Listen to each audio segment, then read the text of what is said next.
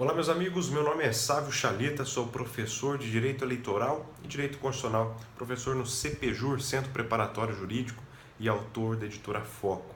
O que eu gostaria de tratar com vocês de maneira muito breve é quanto a possíveis desfechos e a consequência que já vem se discutindo há certo tempo, que é quanto à possibilidade ou não de termos eleições diretas em 2017 para o cargo de presidente da República. Gostaria de tratar aqui de maneira bem pontual mesmo, objetivo, quanto às duas possibilidades, aliás, os dois argumentos que encontrei, as duas posições acerca do tema. De um lado, existe um grupo dizendo ser possível e se amparam, estes que entendem ser possível termos eleições diretas, em dois argumentos propriamente, dentre aqueles que eu levantei. O primeiro é quanto à leitura e, portanto, aplicação do artigo 224, parágrafo 4º, inciso 1 e 2 do Código Eleitoral. Recentemente alterado pela reforma de 2015, esse dispositivo diz que apenas teríamos eleições indiretas se ocorrer a vacância do cargo nos últimos 6 meses do mandato respectivo. Percebam, somente nos últimos 6 meses do mandato respectivo. Portanto, haveria um tempo exíguo para que houvesse convocação de novas eleições, se faria então, na visão do legislador, através de eleições diretas, ou seja, através da Casa Legislativa respectiva.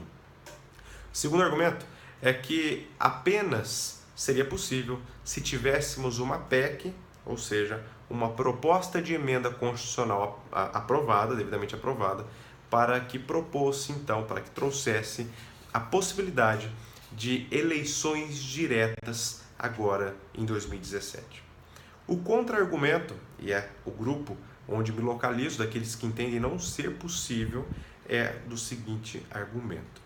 Primeiro, quanto à aplicação do artigo 224, parágrafo 4º, incisos 1 e 2, não é possível, considerando que temos na própria Constituição Federal a disposição que, havendo vacância do cargo de presidente da República, percebam, presidente da República, haverão eleições diretas se no primeiro biênio a ser convocada no prazo de 90 dias.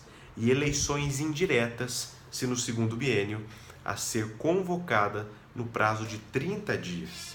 Percebam que há um meio, né? No primeiro biênio, que já não teríamos mais essa situação, já se encerrou esse primeiro biênio, as eleições diretas. Percebam que a Constituição é muito clara. O Código Eleitoral, nesse ponto, se nós fizéssemos a leitura de que ele está dispondo sobre o cargo também de presidente, temos então um choque. O Código Eleitoral ele dispõe que haverá essa circunstância de apenas os últimos 6 meses as eleições diretas para os cargos onde a apuração das eleições se dá pelo sistema majoritário. Presidente da República e vice, governador e vice, prefeitos e vice, e também senador e seus suplentes, ok? São cargos aí de apuração pelo sistema majoritário.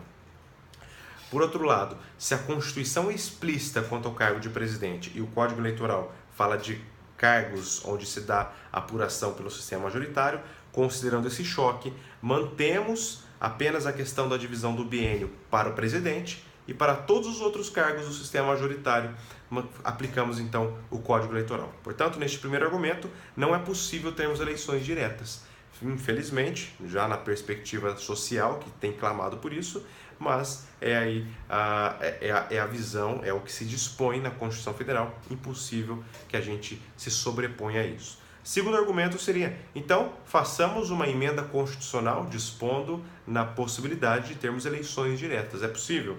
Meus amigos, esbarraríamos no dispositivo incutido aí no artigo 16 da Constituição Federal. O artigo 16 da Constituição traz o princípio chamado da anterioridade da lei eleitoral ou princípio da anualidade da lei eleitoral.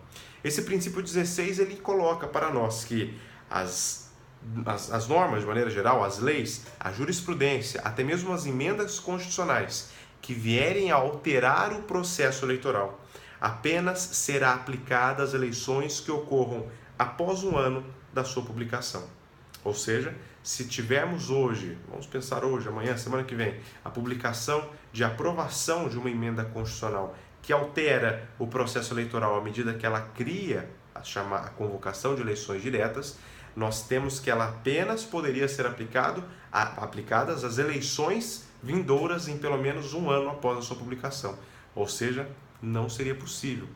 Aí tem um argumento daqueles que ainda entendem, não, é possível sim essa emenda constitucional, que é no seguinte sentido: o próprio STF já afastou em alguns casos a aplicação do artigo 16, dizendo que eleições suplementares, como essa que nós estamos tendo agora, não pertencem ao processo eleitoral ordinário, né? Então, portanto, não precisaria ser respeitado por ser um caráter excepcional. A resposta, o contra-argumento também, é que, muito embora o STF, em alguns casos pontuais, tenha entendido isso, também já entendeu que artigo 16, que traz esse princípio, é princípio chamado de cláusula pétrea. É dispositivo constitucional de cláusula pétrea, possui seu núcleo imutável, não é possível que se altere desta maneira, ok? Deve-se respeito de qualquer forma. E o segundo contra-argumento a essa posição é no sentido de que, em outras situações de eleições suplementares, o STF e o TSE já se manifestaram também em outro sentido, que mesmo sendo eleições suplementares, eleições extemporâneas, fora daquela regra ordinária, as condições de elegibilidade, por exemplo, são também mantidas.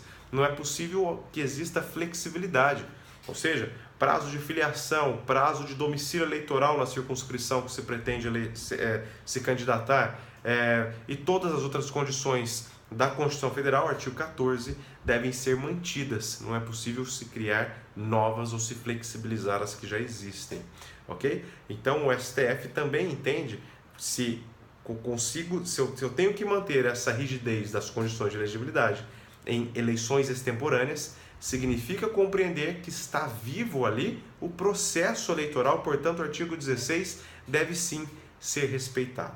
Meus amigos, eram em brevíssimas palavras o que eu gostaria de compartilhar com vocês. Claro que cada um dos pontos que destaquei merece aí uma digressão maior, né, uma reflexão maior, mas é assunto que está em pauta, principalmente por conta dos possíveis desfechos que teremos aí no julgamento dessa ação no TSE, que pode aí resultar na cassação da chapa Dilma Temer, né? Estamos acompanhando, já vamos amanhã para o terceiro dia de leitura de relatório e acredito já entraremos na leitura nas resoluções de mérito, né?